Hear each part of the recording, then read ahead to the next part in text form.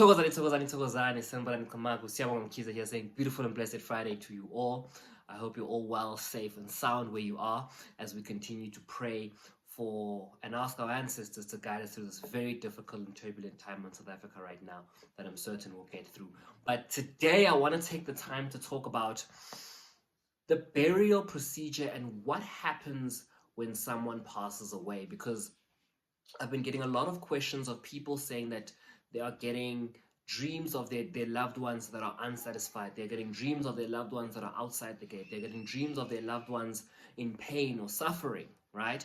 So today I'm going to focus on three main reasons why people can be unsettled after passing away. How the person is buried, who buries the person, and most importantly is where the burial process takes place. Okay, let's talk about who buries the individual, right? A lot of the time, we tend to, you constantly hear me talking about surname issues and identity. And the reason why surname issues and identity are very important when it comes to the burial procedure, because depending on your surname, right, that will be the family responsible for leading the burial process. Whether you are buried as a Duma or Dlamini or Ndlovu or Mkhize, right, is very important. If your mother and father only paid ilobolo, right, only ilobolo was done and not the complete process with Amahlabis as well, you are not a complete member of your husband's family, and therefore you cannot be buried and should not be buried as a member of your husband's family, which is why a lot of the clients that we are coming to face with, it is their grandmothers, their great-grandmothers, their aunts, their mothers that are not at rest because they were buried with the incorrect surname. And by being buried with the incorrect surname, you have been presented in the afterlife to the incorrect family, and they cannot accept you, and it's up to you guys in the living realm to take a goat and go to Msamu and cleanse that person and correct the surname issue for them so that they can either be accepted by their maiden surname or they can be accepted by their married surname, right? Please note, you cannot marry people off that are no longer alive to consent to the wedding. So when you hear healers say, no, shadisu mawako no babwako, or no, marry your grandfather and your grandmother, right? You can't do that. You need to cleanse the entire process so that the mother can either be accepted into the family or she can return to her mother's maiden surname, right? That is who handles the burial process. Where the person is buried as well, and also, in addition to that, where the person passes away.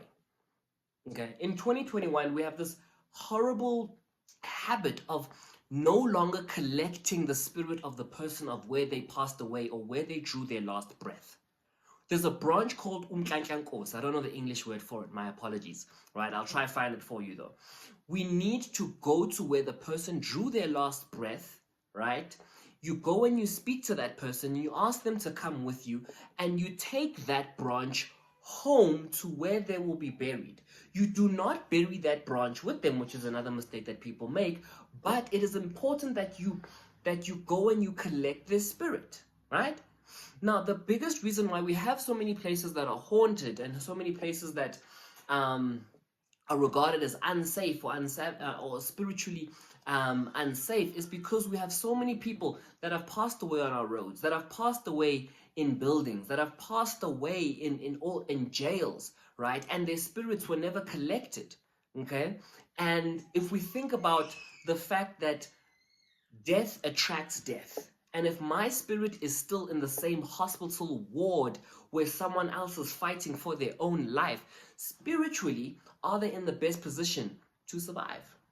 Conversation for another day. So we need to, number one, go and collect the person's spirit. And then once the person's spirit has come back, right, it is important that we look at how the person passed away. If it was traumatic death, then a goat needs to be slaughtered and the person's body needs to be cleansed prior to entering into the homestead. And then you need to investigate so that that violent loop of death.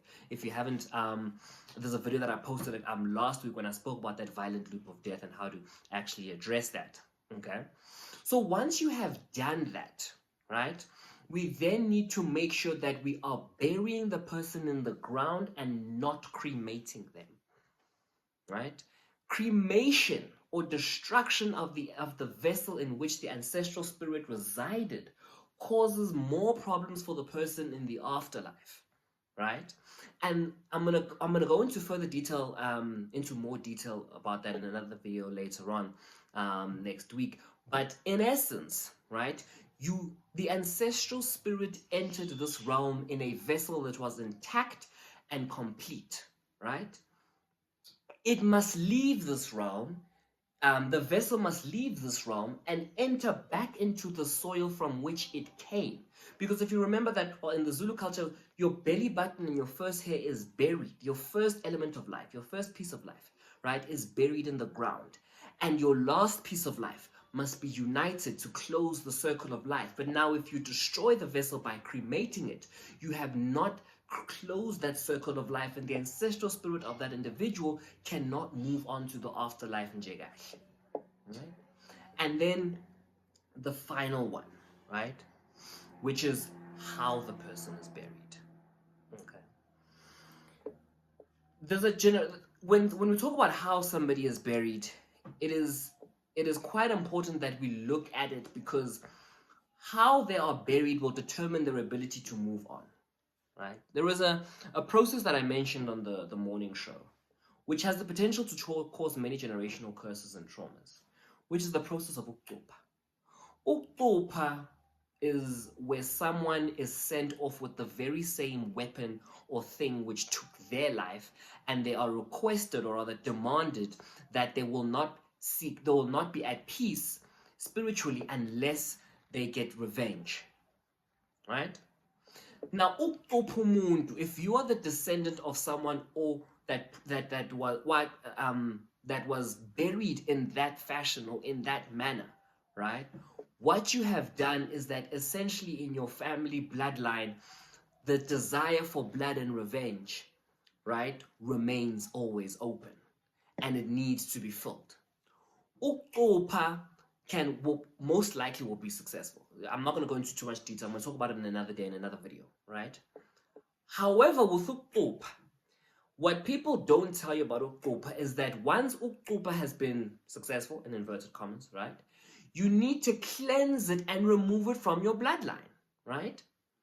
Because now, essentially, you have also caused murder and you've brought about isinyama in your family, right? And when you do not cleanse that, right, lo poop, okay, that's when members of the family start dying, right? So if this has happened 4, 5, 6 generations ago, if it was your grandmother, your mother, your father, whomever in the family, that you are having dreams about them and you can see that they are in pain, you can see that they are suffering, you can see that they are unhappy, right? Do the research, find out how they were buried, okay? Book a session with myself, 500 Rand for 30 minutes via Zoom or Microsoft Teams. We record it and we send it off to you. And we can really assist you as a family, because this is one thing that you really can deal with as a family and does not necessarily require a healer's intervention. But of course, if you would like one, we can also recommend you to that as well, for the cleansing process as a family.